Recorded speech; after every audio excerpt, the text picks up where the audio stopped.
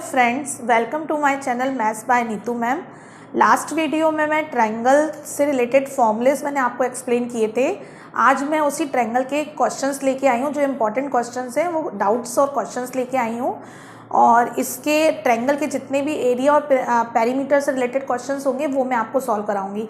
But first of all आप जानते हैं मैं आप लोगों से क्या कहूँगी, प्लीज़ आप मेरी चैनल को सब्सक्राइब करिए और मेरी वीडियोस को लाइक करिए और अपने फ्रेंड्स के साथ ज़्यादा से ज़्यादा शेयर करिए। अगर आपको मेरी वीडियोस अच्छी लग रही हैं, मेरे वे ऑफ टीचिंग आपको अच्छी लग रही है, मैं आपको अच्छे से एक्सप्लेन कर पा रही हूँ, तो प्लीज़ मुझे मोटिवेट करिए और ज़्यादा से ज़्यादा इसको आप अपने फ्रेंड्स के साथ शेयर करिए और सब्सक्राइब करिए। अब मैं इसको स्टार्ट करती हूँ टॉपिक को। तो फर्स्ट क्वेश्चन है ट्रायंगल में द सिंपल फर्स्ट क्वेश्चन बिल्कुल ईजी ले रही हूँ मैं कि the perimeter of an equilateral triangle is 45 centimetre. Equilateral triangle है, उसका जो पेरीमीटर है वो कितना दिया हुआ है 45 सेंटीमीटर। फाइंड द एरिया, हमें एरिया निकालना है। तो मैंने आपको लास्ट वीडियो में पूरा अच्छे से पेरीमीटर और एरिया बहुत अच्छे से समझाया था। ट्रायंगल के जितने टाइप्स होते हैं वो सारे टाइप समझाए थे, जैसे इक्विलेटरल ट्रायंगल होता है, आइसोसेलेस होता है और राइट एंगल ट्रायंगल रहते हैं, ये सारे स्केलेन ट्रायंगल, ये 4 टाइप के ट्रायंगल्स थे जो मैंने आपको बहुत अच्छे से एक्सप्लेन किया था कि पेरीमीटर निकालने के लिए क्या करना पड़ता है, एरिया निकालने के लिए क्या करना पड़ता है। साथ साथ कभी कभी किसी क्वेश्चन में मेंशन नहीं किया जाता है कि इसमें एरिया निकालिए या पेरीमीटर, बट हमको रीज़न मालूम होता है कि एरिया कब निकालते हैं, पेरीमीटर कब निकालते हैं, तो हम इजीली निकाल सकते हैं। तो आज मैं वही क्वेश्चन, जैसे फर्स्ट क्वेश्चन उन्होंने दिया है कि आपको पेरीमीटर ऑफ इक्विलेटरल ट्रायंगल का दिया है। इक्विलेटरल ट्रायंगल मतलब होता है जिसकी सारी साइड्स इक्वल होती हैं। हिंदी में इसको समबाहु त्रिभुज बोलते हैं, जिसकी ऑल साइड्स इक्वल होती हैं। तो उन्होंने बोला है कि इसका जो पेरीमीटर है वो 45 है। तो जब इक्विलेटरल ट्रायंगल हुआ, सपोज ये इक्विलेटरल ट्रायंगल है तो इसकी 3 साइड हो गई और इसका पेरीमीटर कितना हो जाएगा 3a, क्योंकि मैंने आपको बताया था कि पेरीमीटर का फॉर्मूला होता है इस बॉर्डर की सभी साइड्स को आप प्लस कर दीजिए। इसकी वैल्यू दी हुई है इन्होंने 45 सेंटीमीटर। तो 45 सेंटीमीटर पुट करी तो a कितना हो जाएगा, ये 3 जो मल्टीप्लाई में है वो किस में चला जाएगा, डिवाइड में। 3 से इसको डिवाइड दिया, 3 1 जा 3, 3 5 जा 15। 15 क्या आ गई आपके पास, इसकी लेंथ आ गई, साइड की लेंथ आ गई कितनी है। अब इन्होंने बोला एरिया बताइए। एरिया का फॉर्मूला कितना होता है, अगर हमारा तो हमें फॉर्मूला था √3/4 a²। ये इसके एरिया का था, किसका, अगर इक्विलेटरल एंगल है तो इक्विलेटरल एंगल है तो इसका फॉर्मूला क्या हो जाएगा, आपका ये लिखा हुआ है तो 3/4 a²। 3/4 लिखा हमने और a की वैल्यू कितनी है 15 है। 15 × 15 का स्क्वायर कितना होता है 225 होता है। तो आंसर कितना हो जाएगा 225/4 √3। और मैंने आपको एक चीज और बताई थी, यूनिट लिखना। अगर हम कभी भी पेरीमीटर निकालते हैं तो उसकी यूनिट सेंटीमीटर, मीटर या किलोमीटर में होती है, बट उसके ऊपर स्क्वायर मेंशन नहीं किया जाता है। लेकिन जब कभी भी हम एरिया निकालते हैं तो उसकी यूनिट क्या आएगी, सेंटीमीटर स्क्वायर आएगी या मीटर स्क्वायर आएगी या फिर किलोमीटर स्क्वायर आएगी। क्यों आएगी, उसका रीज़न मैंने आपको बताया था, मैं अगेन बता रही हूँ। उसका रीज़न ये रहता है कि इसमें हम सारी साइड्स को प्लस करते हैं, तो सेंटीमीटर में प्लस होगा तो पावर नहीं बढ़ेगी। लेकिन इसमें क्या होता है, हम जैसे b × h करते हैं, हमारा फॉर्मूला जो होता है वो क्या होता है 1/2 b × h। b means base, h means height. तो जब हम 2 का सेंटीमीटर मल्टीप्लाई करेंगे तो इसकी पावर 1, इसकी पावर 1, तो हमें मालूम है पावर क्या होती है, आपस में प्लस होती हैं। ये हमने 6-7 क्लास में पढ़ा हुआ है कि जब कभी भी हमारे बेस इक्वल होते हैं तो पावर क्या होती है, प्लस होती है मल्टीप्लाई के केस में। तो प्लस हो गई तो सेंटीमीटर स्क्वायर। इसलिए कभी भी हम एरिया निकालते हैं तो आप याद रखना यूनिट में, या तो अगर सेंटीमीटर है तो सेंटीमीटर स्क्वायर आएगा, मीटर है तो मीटर स्क्वायर, किलोमीटर है तो किलोमीटर स्क्वायर। बट अगर पेरीमीटर होगा तो वो अकेला ही आएगा। Next question, a triangle with 3 equal sides has its area equal to 4 √3 centimeter square centimeter. What will be the perimeter of triangle? आपको ट्रायंगल का पेरीमीटर बताना है। और यदि उन्होंने बोला है कि ये एक इक्विलेटरल ट्रायंगल है, साफ साफ उन्होंने बोला है a triangle with 3 equal side, एक ट्रायंगल है जिसकी तीनों साइड्स इक्वल है तो इसका मतलब इक्विलेटरल ट्रायंगल है। और उसका जो एरिया इक्वल है वो कितने के है, 4 √3 के है। तो जब भी इक्विलेटरल एंगल होता है तो उसके एरिया का फॉर्मूला होता है 4 √3/4 a²। और इन्होंने इसकी एरिया की जो वैल्यू दी गई है वो दी गई है 4 √3। तो हम इस फॉर्मूले की हेल्प से, ये हमें दिया गया है, ये बुक क्वेश्चन में मेंशन किया है कि ये एरिया है, तो इस एरिया की, और हमारा फॉर्मूला क्या होता है एरिया का, √3/4 a² होता है। तो इसकी वैल्यू इसके इक्वल हो गई। तो अब हम इसकी हेल्प से हम क्या निकाल लेंगे, ए की वैल्यू निकाल लेंगे। ए स्क्वायर कैसे निकालेंगे, यहाँ पे लिखा हुआ है 4√3, ये 4 क्रॉस मल्टीप्लीकेशन से ऊपर जाएगा और ये √3 क्रॉस मल्टीप्लीकेशन से नीचे आएगा। 3 से 3 कैंसिल हो गया, तो यहाँ पे क्या हो गया 4 का स्क्वायर और यहाँ कितना लिखा है ए का स्क्वायर। ए स्क्वायर कैंसिल हो गए, तो ए की वैल्यू कितनी आ गई 4 सेंटीमीटर आ गई। तो हमारे पास ए कितना आ गया 4 सेंटीमीटर आ गया। अब इन्होंने बोला इसका पेरीमीटर बताइए। तो पेरीमीटर जब कभी भी इक्विलेटरल ट्रायंगल होता है तो इसका पेरीमीटर मैंने आपको बताया क्या होता है 3a होता है। तो perimeter is equal to 3a is equal to a की वैल्यू कितनी है 4, तो ये कितना हो जाएगा 12 सेंटीमीटर। ये हमारे पास आंसर आ गया इसका perimeter. Third question, the perimeter of N isosceles triangle is 32 centimetre while its equal sides together measure 18 centimetre, find the third side and each of equal side। उन्होंने बोला है perimeter of isosceles triangle. Isosceles triangle मतलब होता है जिसकी दो side equal होती है, जिसे हिंदी में बोलते हैं समद्विबाहु त्रिभुज। तो वो बोल रहे हैं आइसोसेलेस ट्रायंगल का पेरीमीटर जो है वो 32 सेंटीमीटर है। तो आइसोसेलेस का ट्रायंगल कितना है 32 सेंटीमीटर है। आइसोसेलेस कैसे होता है, आइसोसेलेस इसको बोलते हैं, ये समझ लीजिए ए है, ये ए है और ये बी है, दो साइड इक्वल है। इसका हमें इन्होंने पेरीमीटर दिया हुआ है, तो यदि इसका हम पेरीमीटर निकालेंगे तो क्या फॉर्मूला बनेगा, क्योंकि हम बॉर्डर को प्लस करते हैं तो हमारा फॉर्मूला बन जाएगा 2a + b और इसकी वैल्यू इन्होंने दी हुई है 32 सेंटीमीटर। इसके बाद इन्होंने बोला है कि while its equal side together measure 18, जो इसकी इक्वल साइड है, ये दोनों इनको जब मेजर किया तो ये कितनी निकली 18 निकली। तो a की वैल्यू कितनी हो गई 18/2 मतलब 9, जो इक्वल साइड थी उसकी वैल्यू कितनी निकल आई 9 निकल आई। ठीक है, अब उन्होंने बोला है ये वाली साइड निकालिए एक। तो फिर सेकंड क्वेश्चन दिया है कि find the third side and equal side, केवल इतना सा ही क्वेश्चन है।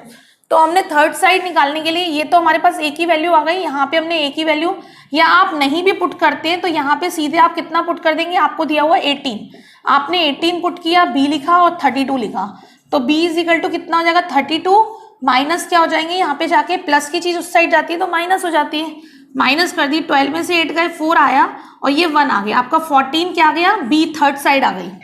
और ए कितनी आई थी, क्योंकि 2a इन्होंने लिखा हुआ था टुगेदर लिखा है, तो मतलब दोनों की टोटल वैल्यू 18 थी, तो ए अकेले की वैल्यू कितनी हो गई, हाफ हो गई, 9 हो गई। तो यहाँ पे 9 वैल्यू आ गई ए की और यहाँ पे हमने 2a की वैल्यू पुट करी तो हमारे पास b की वैल्यू आ गई 40। एरिया ऑफ, नेक्स्ट क्वेश्चन ये है, area of right angle triangle is 42 centimetre square if its perpendicular is equal to 10 centimetre. Perpendicular दिया हुआ है इन्होंने 10 के, तो फाइंड द बेस। अब राइट एंगल ट्रायंगल जो है, राइट एंगल ट्रायंगल कैसा होता है, ये राइट एंगल ट्रायंगल होता है, ठीक है, इसमें ये 90 डिग्री, इसका फॉर्मूला सिंपल एरिया का होता है 1/2 बेस इंटू हाइट। ठीक है, अब इन्होंने हमें कितना दिया हुआ है राइट एंगल ट्रायंगल में 42 दिया हुआ है, इन्होंने इसकी वैल्यू दी गई है कि ये 42 स्क्वायर सेंटीमीटर है और साथ ही साथ इन्होंने हमसे बोला है क्या बताइए, परपेंडिकुलर इज इक्वल टू 10, जो परपेंडिकुलर है इसकी वैल्यू कितनी है 10 है और हमें क्या निकालना है, बेस निकालना है। तो सिंपल सा फॉर्मूला है, एरिया का फॉर्मूला होता है 1/2 बेस इंटू हाइट और हमें क्या दिया हुआ है, एक तो एरिया दिया गया है 42 और साथ ही साथ इन्होंने हमें एक परपेंडिकुलर दिया है, तो बेस लिखे रहने दीजिए और हाइट की जगह परपेंडिकुलर पुट कर दीजिए 10, 2 से कैंसिल किया, 2 1 2, 2 5 10। अब क्या होगा, ये जो 5 है ये क्रॉस मल्टीप्लीकेशन से अपॉन में आ जाएगा और b अपना यहाँ पे आ गया। और मैंने आप लोगों को एक चीज बताई हुई है, या तो आप 5 से इसको कैंसिल करिए, तो 5 से काटना बहुत इजी है, 5 8 40 डेसिमल 5 4 20, तो 8.4 इस b की वैल्यू आ गई आपके पास। ठीक है, और अदरवाइज मैंने बताया अगर कभी बड़ी संख्या होती है और डिवाइड देने में प्रॉब्लम आती है तो 5 का सीधे सीधे लॉजिक है कि 5 की जगह पे आप क्या लिख सकते हो, 10/2 लिख सकते हो। तो जब 10/2 करोगे तो 10 नीचे आ जाएगा और 2 का मल्टीप्लाई ऊपर चला जाएगा। ये ट्रिक मैं बार बार आप लोगों को बताती हूँ जिससे कि क्वेश्चन ईजी हो जाए। जैसे कि यहाँ पे 42/5 था, तो 5 की जगह पे आप लिख सकते थे 10 और 2 को ऊपर ले आते आप, तो उससे आपका इजी हो जाता, 2 2 4 और 2 4 8 और 1 0 है तो 1 डेसिमल आ जाता।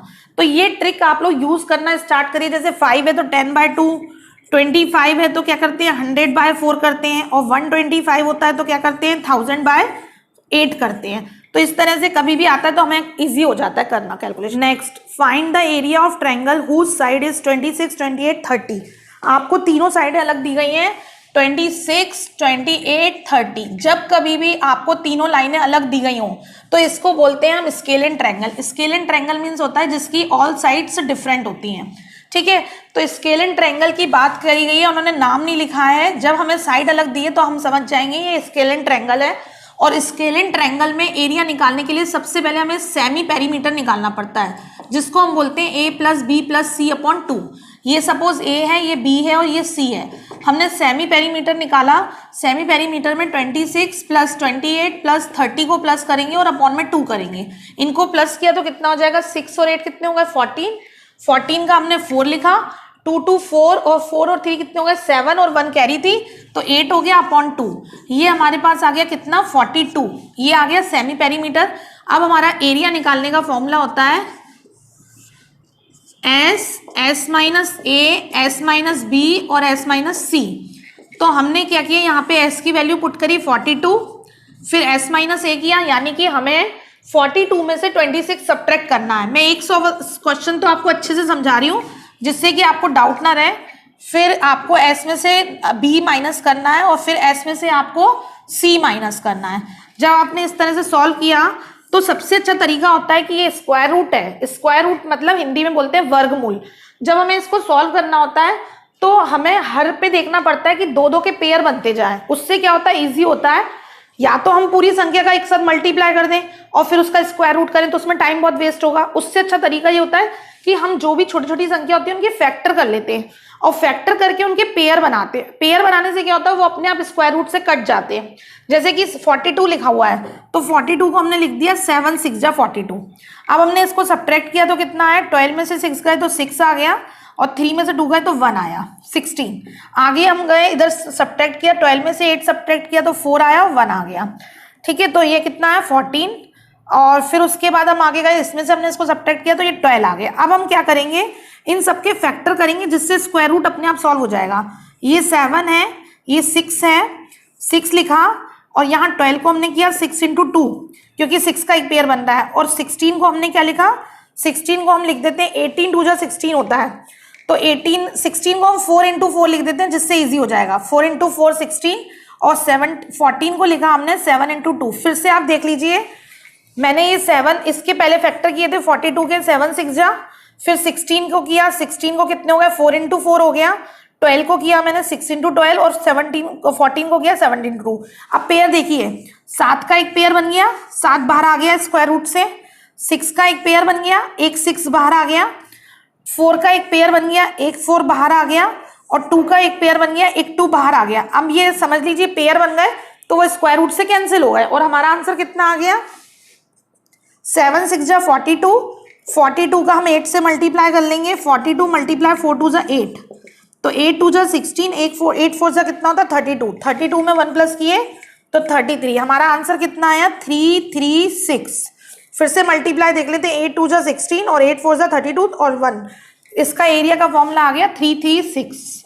Next question, if the area of circum circle of equilateral triangle is 25 pi upon 3 centimetre square then find the radius of in circle of the triangle. सबसे पहले मैं आपको ये समझा दूं कि सर्कम सर्कल और इन सर्कल में क्या अंतर है। जो सर्कम सर्कल होता है वो बाहर होता है इस टाइप से, इसके अंदर क्या बन गया, हमारा एक ट्रायंगल बन गया। और जो इन सर्कल होता है वो हमारा इसके अंदर रहता है। इन दोनों में रिलेशन ये रहता है, ये पूरा इसको टच करता है ऐसे इस टाइप से। और इन दोनों में रिलेशन ये रहता है कि जैसे कि सपोज आप इसको समझने की कोशिश करना, ये सेंटर है, सेंटर से क्या रहता है कि देखिए आप यह पॉइंट है यहाँ पे, तो ये क्या कहलाएगी इसकी, ये सर्कम सर्कल जो था ये उसकी रेडियस हो गई। और अगर हम इधर देखें यहाँ पे ये छोटा वाला अंदर सर्कल है तो ये किसकी रेडियस हो जाएगी, इसकी। तो ये क्या रहता है, ये जो सेंटर से पार्ट कटता है तो ये 2:1 में कटता है। ये किस में कटता है, 2:1 में। तो जब इसको सॉल्व किया जाता है मतलब यहाँ से ये इन सर्कल का हो गई रेडियस और यहाँ से किसकी हो गई, ये सर्कम सर्कल की हो गई। तो क्या होता है, इनके जो एरिया होते हैं सर्कम सर्कल और इसके एरिया होते हैं, इनके फॉर्मूले अलग हो जाते हैं। इनका फॉर्मूला रहता है पाई ए स्क्वायर अपॉन 3 रहता है और एक का रहता है जो सर्कम सर्कल होता है इसका एरिया का फॉर्मूला होता है पाई ए स्क्वायर अपॉन 3।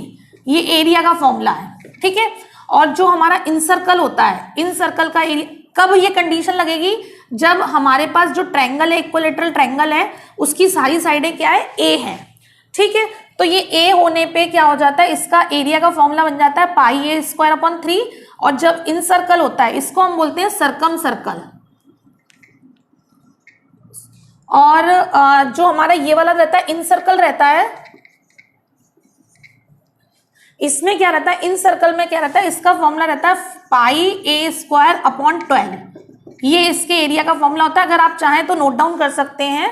तो इसमें इन्होंने क्या किया हुआ है, हमें दिया हुआ है जो सरकम सर्कल है, सरकम सर्कल में इन्होंने हमें दिया हुआ है 25 पाई अपॉन 3।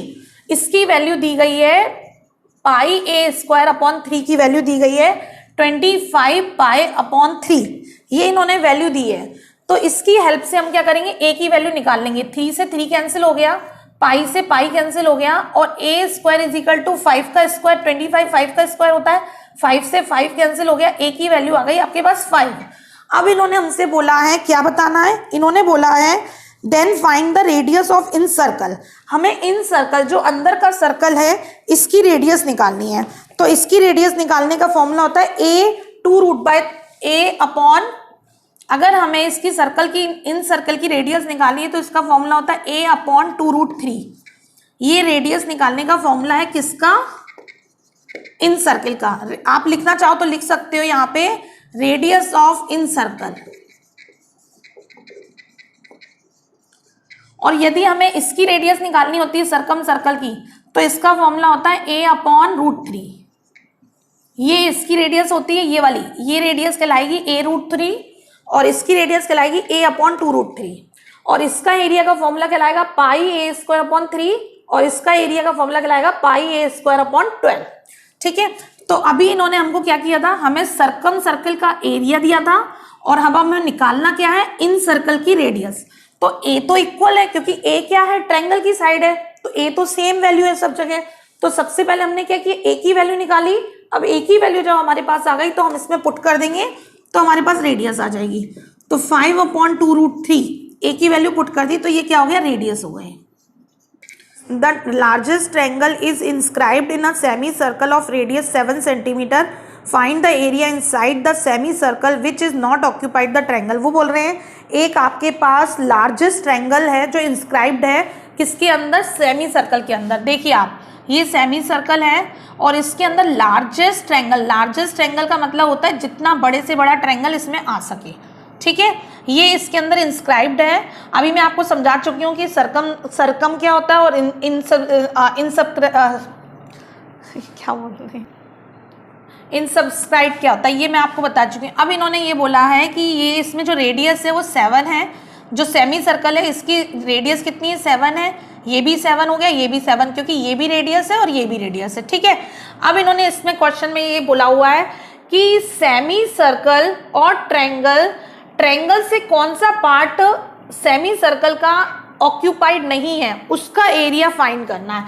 मतलब कि हमें इस पार्ट का एरिया निकालना है जो ट्रायंगल ने ऑक्यूपाइड नहीं किया है। तो जब हमें इसका एरिया निकालना होगा तो हमें मालूम है कि सबसे पहले हमें सेमी सर्कल का एरिया निकालना पड़ेगा। तो सेमी सर्कल का एरिया निकालने का फॉर्मूला होता है पाई आर स्क्वायर अपॉन 2। 2 क्यों लिखा है, क्योंकि ये सेमी है। पाई आर स्क्वायर पूरा सर्कल होता है और 2 कर देते तो सेमी सर्कल हो जाता है। और माइनस करना पड़ेगा हमें ट्रायंगल। तो ट्रायंगल का फॉर्मूला होता है 1/2 बेस इंटू हाइट। अब हमने वैल्यू पुट करी, पाई की वैल्यू होती है 22/7, ये 1/2 लिखा हुआ है। आर कितना है हमारे पास, 7 है, तो हमने 7 × 7 लिखा। 1/2 बेस कितना है, इन दोनों को प्लस कर देंगे तो ये ट्रायंगल का बेस बन जाएगा 14। 7 में 7 प्लस कर दिया तो 14 क्या हो गया, बेस हो गया।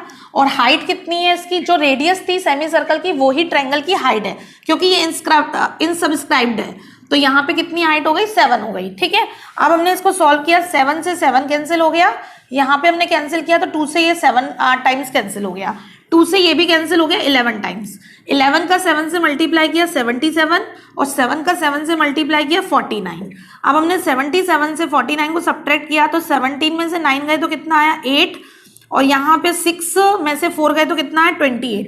ये हमारे पास एरिया आ गया, वो एरिया है जो ट्रायंगल ने ऑक्यूपाइड नहीं किया है। अब हम इतना नहीं छोड़ सकते, अगर ये क्वेश्चन सेंटीमीटर में है तो हमारी यूनिट होगी सेंटीमीटर स्क्वायर, और अगर ये मीटर में है तो हमारा आंसर होगा मीटर स्क्वायर, क्योंकि एरिया की यूनिट हमेशा स्क्वायर में होती है। ठीक है, अगर अब ये क्वेश्चंस में आपको कहीं भी कोई डाउट है या कोई प्रॉब्लम आती है तो आप कमेंट बॉक्स में मुझसे पूछ सकते हैं। अभी ट्रायंगल के कुछ क्वेश्चंस रह गए हैं जो मैं आपको नेक्स्ट वीडियो में कराऊंगी। और अगर आपको ये अच्छी लग रही है तो आपको लाइक तो बनता है मुझे कि आप लोग लाइक करें और चैनल को सब्सक्राइब करें। Thank you so much.